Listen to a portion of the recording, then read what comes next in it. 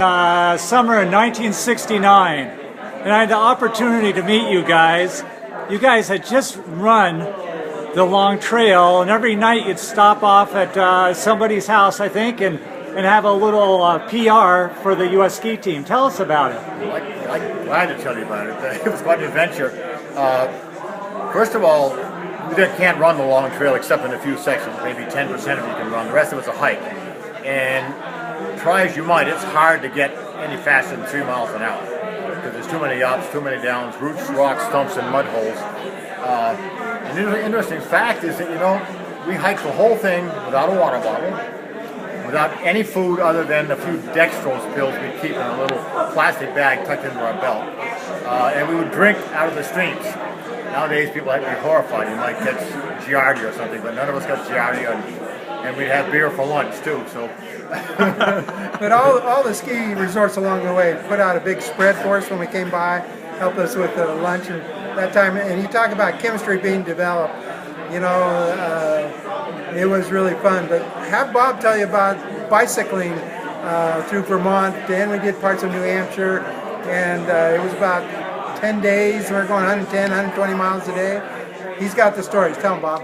Well, yeah, and actually after the hike, which we called our thing that John called organized, he decided we'd have the bike the next time.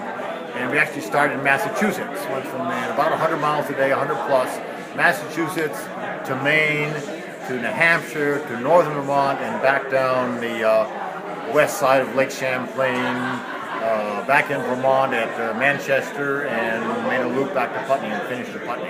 It was tough, especially for those people that were used to riding in packs and knowing how to draft and didn't have lightweight bicycles. It was tough. But you were kind of a biker back then, I was then, yeah. For me, it was easy because I'd been biking and racing some at that point, so I knew about drafting and saving yourself and not being out front the whole time, breaking wind.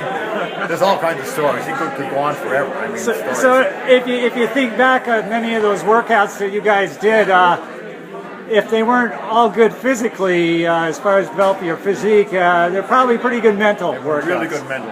That long trail hike was tough. Everett Dunkley showed up in brand new basketball sneakers without clipping his toenails, and by the end of the first day there was blood coming out of his shoes, and he hiked the whole thing. One day he went barefooted the whole day. I mean, his eyeballs were sunken back into sockets, but he made it. I'm telling you, one tough hombre. All of us had sore feet because nowadays have these wonderful lightweight hiking shoes. We just basically went in Adidas and things, over rock, and our feet got beat to pieces. I mean, and then because you start walking funny and your knees would give out because you weren't walking normally because your feet hurt so bad.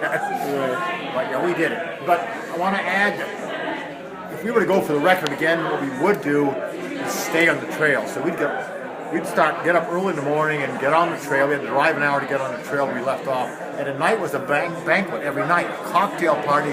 We had to stand on our feet and socialize because it was a PR campaign. And so we didn't get off our feet after hiking for 9 or 10 or 12 hours a day. We had to stand on our feet for another 3 or 4 hours, get to bed 10 o'clock at night, try to get some rest, try to get our shoes and socks washed. The next morning, 6, we're up again back on the trail by 8 or 9. So it was tough. So you probably had a couple months recovery after that. Yeah, right? It was tough. Well, on the bicycle trip, we just had tennis shoes, or running shoes. Yeah. No helmet, no brain basket, no jersey, no water bottle. But we got support because Timmy Caldwell was riding and John organized and did a wonderful job. So we had a lot of support for that type of thing. We had Stan Swain, who was on the national cycling team, and he had thighs, humongous thighs. Keep it on the flat and the rolling train, we couldn't keep with him. But on the hills, we dropped him big time. All right, that's great.